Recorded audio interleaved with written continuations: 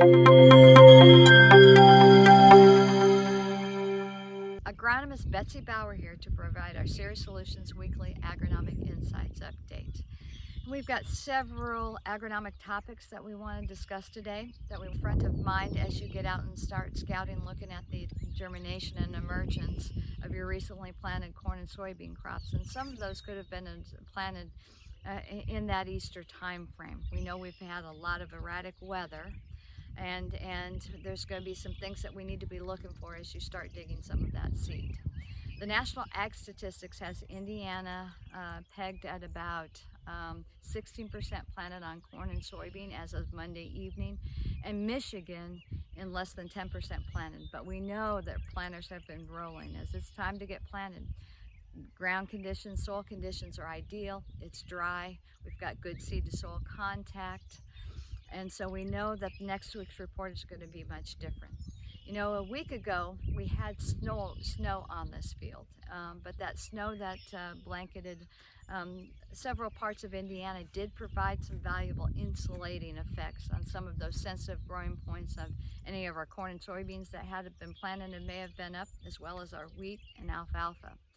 And so while we're really concerned about those fields that were planted right before that rain and snow event due to inhibitional chilling, we really aren't seeing very many effects of that weather event. We're seeing a little bit of leaf burn on any corn and soybeans that may have been planted, but the wheat looks to be fairly healthy. The growing points, any stems that I split, that wheat head looks to be really healthy.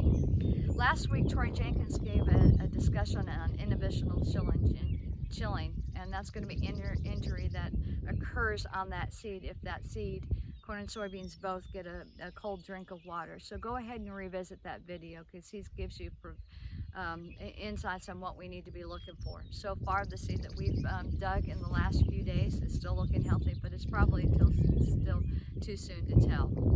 You can see that I happen to be in a recently burned down, or more than recently burned down, Ceres rye field that has a couple of different application dates due to our cold conditions. So far, our burn down is really looking pretty good in all parts of the state that I've seen, but it's still going to be, but we haven't really necessarily had the most ideal conditions to get burn down applied.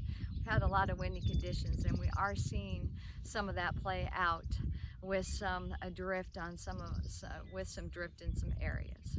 You know, one of the things we do need to mention is just how dry that we are. We're either Indiana and Michigan are dry in a lot of different spots, either dry or abnormally dry, and that's sort of concerning for our wheat crop. This is a time in our wheat crop that we're going towards that reproduction phase, and we're pulling about 1,500 of moisture in the soil per day, but we're dry in that upper 2 to 6 inches, and that's actually where a lot of our nutrition is.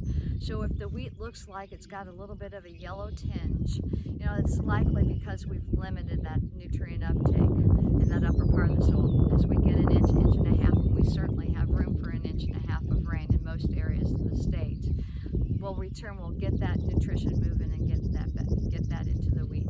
Also need to be checking for alfalfa weevil. While we've had some erratic weather, we have had some warm conditions, and so there's some reports of alfalfa weevil that have started to feed.